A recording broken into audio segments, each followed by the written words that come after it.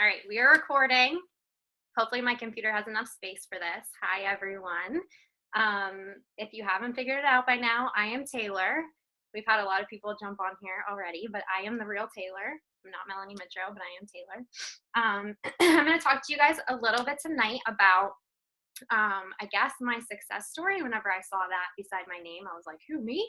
But I'm super excited to just kind of share my story with you and kind of how I've made this business work for me.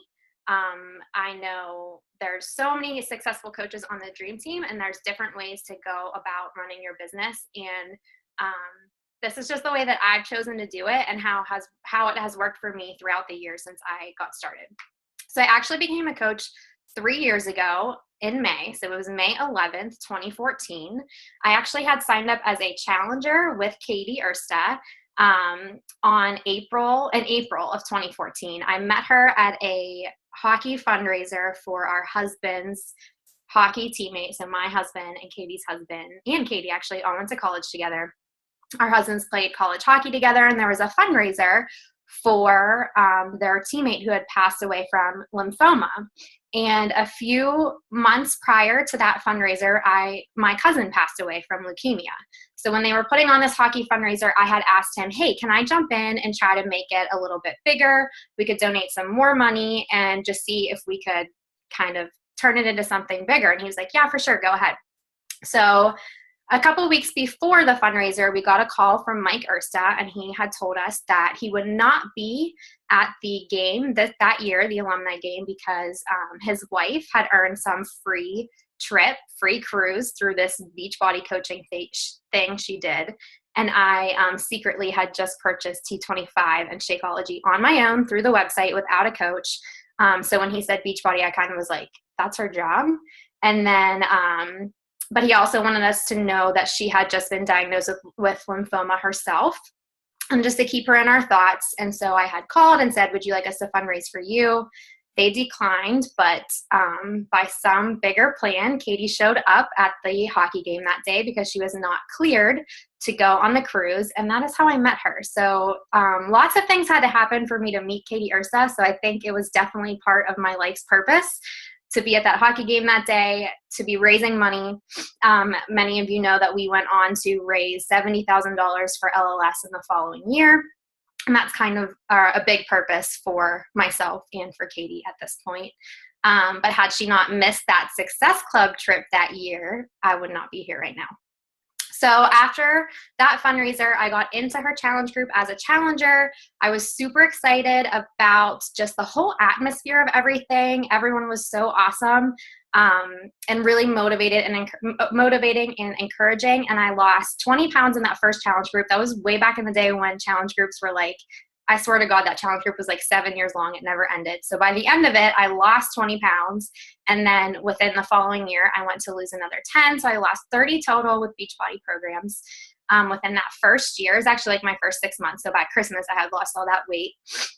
And I was just so excited by May that I wanted to sign up as a coach. But I was very clear with her from the beginning that I did not want to work the business. I had no interest in being a business builder. I just wanted to make enough money to cover my own Shakeology because my husband was not a fan of the cost of Shakeology. So she was like, all right, whatever.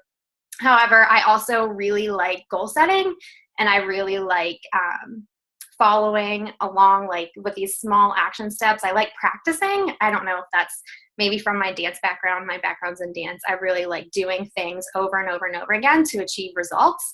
And so I kind of ended up running with the business more so than I had thought, but not running like you might think in the sense of when you hear about runners as a coach. I'm like the turtle runner. Like I'm like, my business is like very slow moving, but it's been very slow and steady throughout the past 3 years. So I actually crunched some numbers, which I'm not a numbers person. It gives me anxiety to even think about numbers, but because I was talking about kind of more financial success with you guys, I wanted to be sure to have kind of like an image or a thought to give you based off of what my business has looked like in the past 3 years. So my husband and I sat down and did this, and we were talking about it, and I was like cracking up because I did not know that this is what my business looks like. So my first year of coaching, so from 2014 that May to the next May, my average weekly pay was about $100 a week. So $400 a month. What I was doing with that was covering the cost of my own Shakeology and paying some of my student loans. I remember that first year, that was really what we focused on. The next year, it was like $250 a week, so it wasn't anything crazy. It's still not anything crazy. I'm just a normal human being making like a normal amount of money, but it works for me and my family and what our goals are. And then in the following year, so from that May of 2015 to May of 2016, we were about $400 a week. So, about $1,600 a month. And then from May of 2016 until now, I'm averaging about $1,000 a week between my business center and my husband's business center, which if you think about that slow and steady pace, looking at those numbers for me, I think that like it's not comparable to maybe some other coaches, and I see their numbers, which are huge. And then I look at mine and I'm like, kind of, embarrassed, or I shy away from sharing them. But when I look at that progression, it makes me really proud to be sitting here right now and just say, like, every single year I was able to double what I did in the year before, and what that has done for my family is huge. So just a little backstory on my history as a coach and in the business. So my first year, like I said, just wanted to kind of pay some supplemental bills, make sure the cost of my Shakeology was getting paid for. But I loved my job. I was a full-time dance teacher. I was teaching PiYo and Size also at a gym. I got certified as soon as Size was released and PiYo. So I'd been teaching those. I taught at a studio every single day, so 6 days a week. And then I was teaching PiYo and Size about 6 classes a week. So I was really never at home. And in that first year of coaching, when I started to realize that I could make a little bit more money, I really started to realize that I never saw my husband because I worked nights and he worked all day. So by the time I got home from the studio, he was already in bed and I was like just waking up. I'd get home at 10. I'd be super creative. I'd start doing things, this is like my happy hour right now. This time of the night is when I'm most creative. So I remember looking at him one night and I was like, what would you do if I could get home one day a week to spend with you? And I'll never forget this. He was like sitting on our living room floor and he kind of like put his head down and like wouldn't look at me. And he just was like shaking his head. And when he looked up at me, he kind of had tears in his eyes. He was like, I never see you. And I know that you love your job so much, but if we could just have one night together, that would mean the world to me. So I was like, done deal. I went to Katie and I was like, listen, I need to make, and I did the math. So I told her what my hourly wage was and how many hours I worked on my slowest day, which was Wednesdays. It was still like 9 hours. And what I needed to make to replace that day. So what I needed to make a month to replace that day's income in 1 month. And so I gave her those numbers and I reverse engineered it. And it was about $300 a week. I think it was like $275 a week. And so we broke it down into challenge packs or into cycling because at that point I knew that I needed to get to my maximum income potential, which meant I had to be diamond. So I was cycling at the highest dollar amount and not capping out. And then I had to start to build a weak leg in my organization. So I took a look at the leadership ladder. And if you guys are newer or you haven't really focused on the leadership ladder before, there's tons of videos on YouTube. Literally, Melanie has a ton. I remember when the leadership ladder was rolled out, she talked about it at Summit. I decided that that was how I was going to grow my income, by focusing on that leadership ladder and getting myself to team leader. And so I just went full speed ahead at working towards team leader when I was a diamond coach. So I knew I was maximizing my cycling potential as well as to raise my income. So take a look at the leadership ladder. That is seriously, I just climbed that leadership ladder like a boss. I got to leadership, to team leader, and then I worked on maintaining it because you have to make sure that you maintain a certain amount of people getting points, your income, your own success club, and a certain amount of volume on your weak leg. So definitely take a look at that. That's a whole separate call. There's tons of information out there on it. So take a look at that. So I set an income goal and then we reverse engineered it. And it came out to be like 10 challenge packs a week or like 14 cycles a week.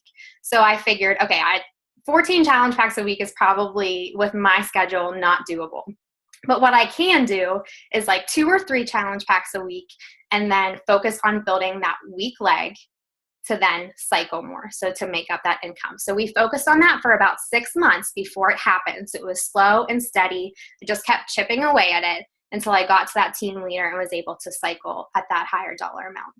If this is confusing, go ahead and type in the chat and I will try to break it down even more than that. But like I said before, I'm not a numbers person, so I would like draw pictures for myself, people, anyone I was signing up as a challenger. I'll show you my binder actually would go on this list. And then once they were a challenger, I focused on 10 SC10 every month, and then 2 new coaches every month. And so then the following month, the people who were challengers, I focused on making 2 of them coaches and continuing to add to that pipeline and just rotate through it as I grew my business. So for about a year and a half, all that was on my radar was team leader and maintaining it and growing that weak leg to start to maximize my income potential cycling. The next year, I was able to take that 1 night a week off and hang out with my husband. And that just took so much pressure off of our lives. So it wasn't like this big, huge, ginormous, like we wanted to build a new house or anything like that. It was just that we needed more time together. So for me, time, money equated time. And we just really had to focus on how we could get me home 1 day a week, not full-time, not part-time, just 1 day a week, just 9 hours. That's all I needed. So we did that. Everything was smooth sailing, but there was this other thing that was kind of lurking in our lives, and that was the fact that at that point, it had been about a year and a half that we had been trying to get pregnant, and it just was not happening for us. And so we really kind of had to take a look at what else was going on in our lives, what other stressors were going on, and really try to see where Beachbody could fill in those financial gaps as well. So really it came down to me never being around. It's really hard to get pregnant if you're not in the same room as your husband, in case you didn't know.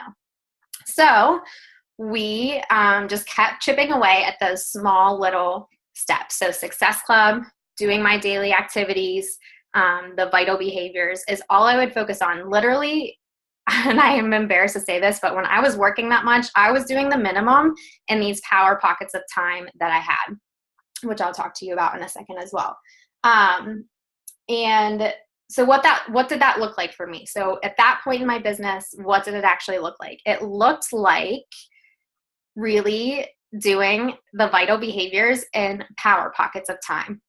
So I would get up in the morning and I would do my workout. That was the first thing I did. And I would drink my shake. So there was my proof of the product. I check it off the list. I would do my personal development in the car on my way to different studios, different locations that I was teaching at, check that off the list. I got in the habit of leaving my house 20 minutes earlier to get to the studio or to the gym, wherever I was teaching. So then I would have 20 minutes to sit in the car and do my invites. So wherever I was going first, I would leave 20 minutes earlier and I would sit in my car and I would do my invites. And I don't even use this anymore because I don't have to work like that, but this binder lived on the passenger seat of my car. This was like my Beachbody Bible. I would have my phone and this. I did not have my computer. I built it all from my phone. This binder had in the front of it my power hour. So I had this document and I would go through and I would just make sure that I got all of these things done. I would check them off. So throughout the day, when I would be in the car, I would have a spare 10 minutes. I would just peek at this, check off all of the things that I needed to get done, and move on. That's more of a power hour. My second tab would have all of my invites. So I would have every single invite for a month would go on a piece of loose leaf paper.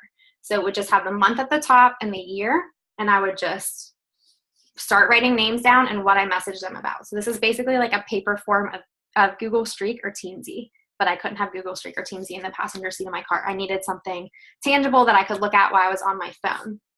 And then the next page was all post ideas. So I would just start writing down random thoughts that would jump in my head. I would write on this piece of paper and it was all post ideas. And then I would go through and check them off or highlight them whenever I had them scheduled to post. The next page was just anyone new that liked to post. I just started jotting their names down, and then I would reach out to them eventually, and they'd go on an invite list. But if it was a new person that had never liked a post before, I would jot their name down, and this became my liker list. And then my last page was not right now. So it was anyone that I invited that said no, I put not right now with the month they told me no and wrote their name and why. So if I really tried to overcome their objections, I would, and they just like still weren't saying yes, I would write it down and then it would be no and why. And what this binder did for me was actually last year, I'll never forget this. It was May of 2016. I could not hit Success Club to save my life. I was like going through my invites like crazy. No one was saying no, but I had this binder that I had been using for like a year and a half. I went back to May of 2015 to all of the people that told me no and invited them again. And I got 4 people in one day that told me no exactly a year prior to the month that said yes, because I sent them a message that literally was like, hey, I know that we talked actually last May, and this is your situation and your circumstances. Has anything changed? How could I help you now? And a lot of them were like, you know what, I'm ready, and they jumped on. So having this tracking system that was always at my fingertips in those power pockets was crucial for me whenever I was first starting out. Not really first starting out. It was like 2 years into my business. I was like super busy, going all different sorts of directions. So moms, I know you can relate to that. Young professionals that are, trying to build this business from your car. That's how I got it done. That's what worked for me. And that's kind of how I got to where I am now at this place in the business. So all this whole time, while I'm, slowly, consistently building this, I am literally thinking that Beachbody, I'm building this, it's my plan B. It's never going to be my full-time income. I really don't have any desires of ever not teaching dance again. I just kind of wanted to make enough money to be home in the evenings or, make my schedule how I wanted it to look like. Full-time was never something that I wanted. I love getting out of the house. I love seeing people. I loved being in the studio. So it was always my plan B. However, last year, in January was way too early. March of 2016, my husband came home from work and he said, Tay, I just got a transfer offer for my position to Florida. It will be 20 minutes away from where my brother lives, from where my parents are moving. It's a better opportunity for me. I know this was like not on the radar at all, but I was looking at your Beachbody business, and I think if you had more hours to work it, you could really increase your income, and we could make this work. We could do this. And I was like, you got to be kidding me. So 2 years into the business, my husband looks at me and he's like, are you ready to go full time with Beachbody? And I was like, this was never the plan, but if you really think I can do it, okay. So he accepts this job offer in Florida and he moves. He moves in April, but I tell him I want to stay through June for recital to finish up with my dancers, and then I'll meet him down there. Well, a day after he left, actually, I hadn't been feeling well. I thought I was just stressed out from him moving and like all the life changes happening. But I actually found out the day after he left that I was pregnant. So I called him and I was like, you know what? It's not just me coming to Florida with you. We're finally pregnant after 2 years of trying, and we're so excited. So Dave moves to Florida. I moved down here in June, and I start to really just go running with my business. I'm like, let's do this. We're going to do this full time. And you can see within the past year of working my business, how my income has really jumped because of the focused time and attention that I've been able to spend on it. But had I not been spending those small power pockets of time on it previously, we wouldn't have been able to do this, because it wouldn't have had that slow and steady increase just by doing those daily activities, those vital behaviors to get to where we are now. So my plan B became my plan A, because I was like, you know what? I don't think I want to leave the house when this baby comes. Fast forward another few months, and I was in Destin at a Diamond Retreat with Katie and Mel, with everyone, and I was 28 weeks pregnant that week. I got home and I was like, you know what? I've been sitting on this 1-star rank for 2 years now, almost 2 years now. I think it's time to really push for goals that are bigger than, bigger than anything I thought I could ever do. So once again, I sat down with Katie and we reverse engineered how I could get myself to 2-star to make it to New Leader Conference this past February, because the year before I was kind of iffy about it. I really wanted it, but I wasn't ready to go for it. I missed New Leader Conference and I was like, I'm not missing it again. So we reverse engineered those goals just like we did when I was pushing for team leader. And the next week I got home from Destin. I went for a routine checkup. It was actually my gestational diabetes test, and I was super excited to pass it. That's what I was thinking, first pregnancy. And I actually found out that day that my baby had no heartbeat. So at 29 weeks pregnant, I am forced to, take this, my whole life basically just flipped upside down on its head. And my plan B that became my plan A became my life force. The only thing that got me out of bed for about 3 months post delivery of my beautiful baby girl who was born sleeping was Beachbody. I really can't say enough that how much you might be thinking that this is just something small and it's just making a small impact on your life, maybe financially or emotionally or physically. But when it came down to it, and this is all I had, it was all I had. If I think about maybe what would have been happening, if I would have still been in Pennsylvania teaching dance, I would have had to quit my job because I was not in a state to be around a bunch of little girls all day, every day. I wouldn't have had any reason to work out. That wouldn't have been on my radar. I wouldn't have been filling my head with positive thoughts and positive energy. I wouldn't have had this amazing community of all of you people who literally held me up for months after that.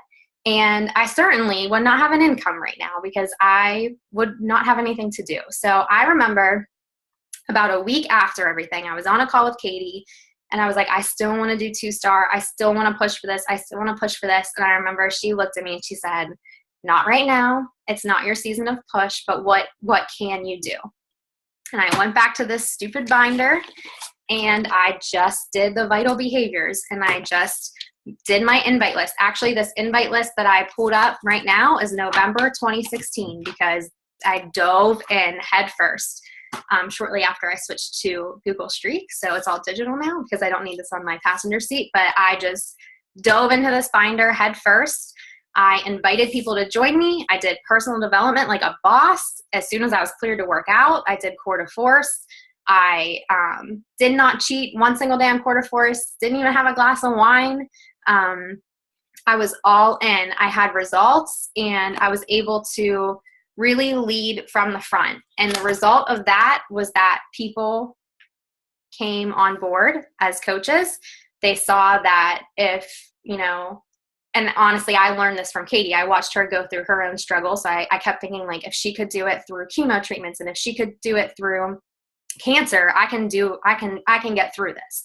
This is what she did. This is what I can do. So I just took the example, as we're always learning from our uplines, and just duplicating their systems. And I duplicated her survival system and I got through it. And, every day is still a struggle, but here we are now. Almost 8 months later, and my business, we are now a 2-star qualifying team. Oh my gosh, a couple more weeks, we're hanging on, and I'm not going to miss that stupid New Leader Conference, and I'm shooting for leadership because I know that this matters more now than ever, and that this Plan B business that became Plan A has become a sole purpose for being here. So just don't discount how quickly you might need this. Even if those days that you don't feel like doing your invites, you don't feel like pushing play, or you don't feel like pushing through or really talking to anyone or posting or sharing, just remember that somebody out there needs it. You might need this someday more than ever. Okay, and I just want to leave you with one final thing. I was really thinking before I got on this call, I was like getting really shy. I'm not a very shy person, but I was like, oh, I don't want to talk about my financial success on this call. And there's so many successful financial people on the dream team. And I started talking to my husband, and I was talking to my father-in-law, because I think it's kind of important to know that my in-laws, so my husband comes from a small business owning brick and mortar family, but they actually did MLMs and direct sale businesses to help cover the overhead for their businesses. So they've been very supportive in this journey for me since day one. And I remember having a conversation with my father-in-law when I started to get a little bit more serious about this, probably like when I was trying to get home one day a week. I remember talking to him, like he asked me how my business was going, and I was kind of telling him goals. And I remember him saying a couple things to me. One was that most people don't succeed in direct sales or in MLMs because they have early expectations of success that they haven't really worked that hard for yet. So we're doing these like small vital behaviors, and we're seeing all these success stories, and we're seeing all this shiny stuff, but we just think we should be able to get there within like a year because maybe one person did it. But if you just stuck it out day in and day out for years, where could you be 10 years from now? Not next year, but 10 years from now. So always keeping the end result. He would tell me, keep the end result in mind. Whenever you don't want to do the small things, keep the end result in mind. Number two is you have to have a purpose for what you're doing. So myself personally, I could never sell clothing or makeup. I love makeup. I could never sell it. I'll buy it. I could never sell it because I just don't feel like that's like a necessity. It's kind of like for fun or for pleasure. But health and fitness and life, this saved my life. So I owe other people's lives paying this forward and working this business. So finding your purpose within the business is huge. Number three, he said, make sure you have good mentorship. So he asked me, I remember him asking me when I first signed up as a coach, what do you know about your upline? And I was like, he was like asking me all these really important questions. Have good sponsorship. So I take that personally now. I need to be a good sponsor. So I need to make sure that my coaches that I'm onboarding, my challengers that I'm onboarding, know what the heck they're doing when they're getting started, and that they don't ever feel like left high and dry. So good mentorship for me is super important. And then he said, number four, there are going to be daily activities that you're required to do, and you're going to have to set goals, and you're going to have to know how those daily activities line up with your goals. And I remember then I kind of was like, yeah, the vital behaviors. But now I realize, like, am I doing the vital behaviors to check them off a list, or am I doing them to 10x my business? I know we're all talking about that with going to Summit right now.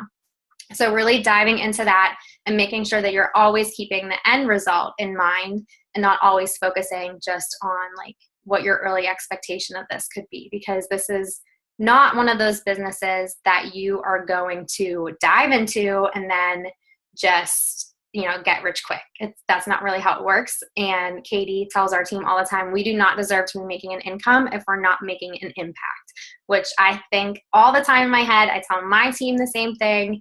If you're not helping people, if you're not making an impact in their lives, you don't deserve to make that residual income off of their Shakeology or their challenge pack or whatever it is that you're getting them set up with. And that's really it. So if I could leave you with one thing, one call to action, that would be to just state a goal. So when you get off this call, think about a goal that you have. It could be small, it could be big, but go with tangible. So for me, it was 1 day a week getting home. How could I get myself home 1 day a week? And then reverse engineer it. So if you need to sit down with your upline and figure out how to reverse engineer that number, crunch those numbers with them, figure out what your daily activities that you need to do to meet that goal, and then go for it full speed ahead. So I remember when I was like, okay, if I need to sell 3 challenge packs a week, and I have a success rate of about 1 in 10 people that I invite actually purchase a challenge pack. How many people do I need to actually invite a week? And that was like 30 people. So I upped it to like 50 so that I knew I was hitting that goal of 3 challenge packs a week, and then adding at least 2 coaches to my organization every single month to help build that week leg volume to continue to cycle to increase my income. Anybody have any questions? That's really all I have. I'm really used to telling my story. I'm always asked to like share my story, but I'm not really ever asked to share my financial story. So this was definitely out of my comfort zone and out of, my feeler. The other thing really that people ask me all the time, sorry, I was getting uncomfortable, is how do you talk about the business opportunity in your posts when you're not making crazy amounts of money? So I think for me, that was like, I would see people posting like pictures of like their boat they bought or like their new car, or their new SUV, and the house they're building. And I'd be like, I'm not doing any of that at all. So I guess I just shouldn't post because, I just shouldn't post about it because I'm not there. But the reality is that most people in the world are not there. They're struggling with the small things. They're struggling with making ends meet for the small things. So I started posting about paying for my groceries, student loans, paying for student loans. That's huge. When people see that, they're like, you pay for your student loans just with this money. As we continue to grow, and there were small things. So we bought this house in Florida, and there were small improvements that we wanted to do to it. We built a lanai, which is, if you don't know, if you're not in Florida, it's a screened-in porch, but they call it a lanai here. It's a lanai on the back of our house, and I posted a picture of it, and I was like, we never would have been able to add this to our house had I not started coaching. Just like small little things like that. Time right now for me. So because I do Beachbody, I have the freedom to say yes and no to things that I want to do with my time. So I did find a studio down here, and I teach one night a week, the same night that my husband plays hockey. So it's not taking away time from him and I at all. I teach ballet one night a week. That's it. I started going to this church here, and they needed a new youth ministry coordinator, and I was able to take that position, but I was able to tell them what I could offer them. They didn't have to tell me what they needed. I could tell them what I had and what I wanted to do. And if that it didn't kind of meet the criteria that I had, then I could say no. I could kind of walk away from it. But we were able to like negotiate and meet a even playing field with what that description looked like. So I'm able to say yes and no to things because I have the freedom to know that this income is there. I have 4 hours a day that I set aside to work my business, and the rest of it I can just do whatever I want with, which I think is like the biggest one ever. I'm still working in the home. I can leave and do whatever I want, and I don't have to kind of be stressed out. And in the future, my husband and I were talking about this the other day, actually. Any future pregnancies that we should be blessed to have are going to be stressful and have a lot of doctor's appointments. And I'm not going to have to take off work for that. I'm going to be able to just go and spend my day with the doctors doing what I need to do when I need to do it, and not, try to wiggle it into a work schedule or anything like that. So just the freedom of time kind of has totally alleviated a lot of anxieties for me and made all of these things just so much easier. All right, guys, that's all I have. Anything else? Any questions? Someone asked me what this daily action plan is. I think I have the file so I can post it, but honestly, I think Alyssa Shoemaker posted this somewhere, and that's where I got it from, which is my Power Hour. Maybe it was Mel. I can't remember, but I can look for it on my computer and post it in the Dream Team. But basically it just says like what my schedule is. I write it down on there the night before. Any social media posts, I check them off. It's a really great visual for a Power Hour. So if you're a paper and pencil kind of person. Yeah, it's the Pretty Coach one, Katie. It's the one that like you pick where you are on the leadership ladder, and it tells you, it's Alyssa who posted it. Okay, I'll look for it. If you're like a team business starter, team leader, team builder, it tells you like different activities you should be doing at that place on the leadership ladder. But I will look for it and post it. Yeah, it says Leader Power Hour, daily action plan for team leader. All right. Anything else? No problem, guys. Thanks for listening. All right, so this recorded on my computer, so I will post it. Hi, Jane. I didn't even see you on here. Here's all my friends. You're welcome. All right, guys, thanks so much. I'll post the recording as soon as it uploads off of my computer. And let me know if you guys have any questions. Feel free to message me or comment on the post. All right, guys, talk to you later. Bye.